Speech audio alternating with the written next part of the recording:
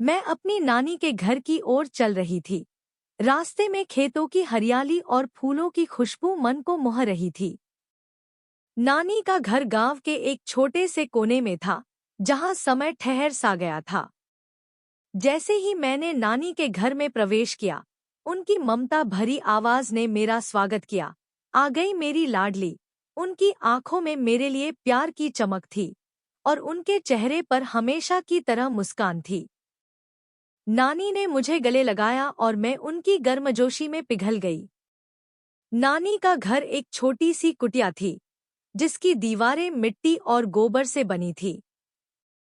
घर के अंदर एक छोटा सा आंगन था, जहां तुलसी का पौधा लगा था। नानी हर सुबह तुलसी के पौधे को जल चढ़ाती थी और उसकी पूजा करती थी। नानी के घर में बिजली नहीं थी, इसलिए हम रात में हिबरी की रोशनी में बातें करते थे। नानी मुझे कहानियां सुनाती थी, जो राजा रानी, भूत प्रेत और जानवरों से भरी होती थी। मुझे नानी की कहानियां सुनना बहुत पसंद था, क्योंकि वे मुझे एक अलग ही दुनिया में ले जाती थी। नानी का खाना बहुत स्वादिष्ट होता था। वे अपने हाथों से खाना बनाती थी और मुझे प्यार से खिलाती थी। मुझे नानी के हाथों का बना हुआ दाल चावल और रोटी सब्जी बहुत पसंद था। नानी मुझे गांव के बारे में बताती थी। वे मुझे बताती थी कि गांव के लोग कैसे मिलजुल कर रहते हैं और एक दूसरे की मदद करते हैं। नानी मुझे गांव के त्योहारों और रीति रिवाजों के बारे में भी बताती थी।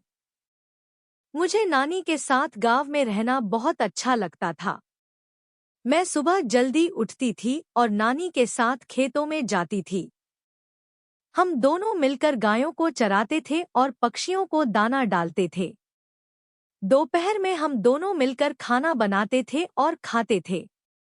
शाम को हम दोनों मिलकर आंगन में बैठते थे और बातें करते थे। रात में हम दोनों मिलकर ढिबरी की रोशनी में कहानियां सुनते थे।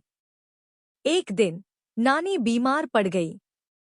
उन्हें तेज बुखार था और वे बहुत कमजोर हो गई थी। मैंने नानी की बहुत देखभाल की, लेकिन उनकी हालत में कोई सुधार नहीं हुआ। गांव के डॉक्टर को बुलाया गया, लेकिन उन्होंने कहा कि नानी को शहर के अस्पताल में ले जाना होगा। मेरे पास शहर ले जाने के लिए पैसे नहीं थे, इसलिए मैंने गांव के लोगों से मदद मांगी। गांव के लोगों ने मेरी मदद की और मुझे शहर ले जाने के लिए पैसे दिए। मैं नानी को शहर के अस्पताल में ले गई, जहां उनका इलाज किया गया। नानी धीरे धीरे ठीक होने लगी। कुछ दिनों के बाद उन्हें अस्पताल से छुट्टी मिल गई। मैं नानी को वापस गांव ले आई और हम दोनों फिर से खुशी खुशी रहने लगे। एक साल बाद नानी फिर से बीमार पड़ गईं।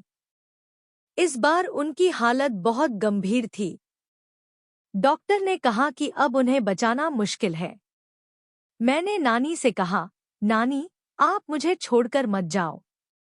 मैं आपके बिना नहीं रह सकती।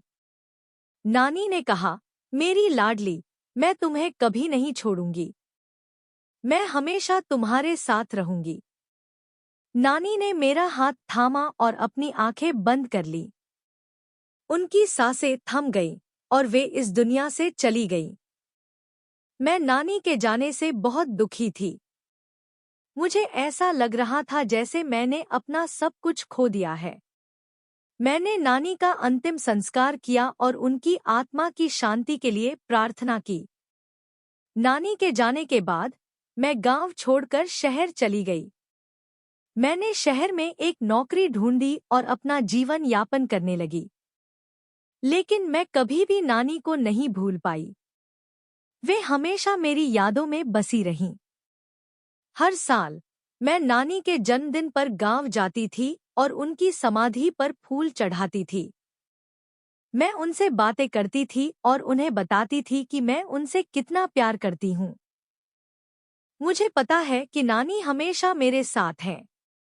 वे मेरी रक्षा करती हैं और मुझे सही राह दिखाती हैं। मैं नानी को कभी नहीं भूलूंगी। वे हमेशा मेरे दिल में रहेंगी।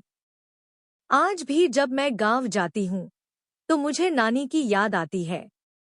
मुझे उनकी ममता भरी आवाज, उनकी कहानियां और उनके हाथों का बना हुआ खाना याद आता है। मुझे नानी का घर याद आता है, जहां मैंने अपने बचपन के सबसे खूबसूरत दिन बिताए थे। मुझे पता है कि नानी हमेशा मेरे साथ हैं। वे मेरी प्रेरणा हैं और मेरा मार्गदर्शन करती हैं। मैं नानी को कभी नहीं भूलूंगी।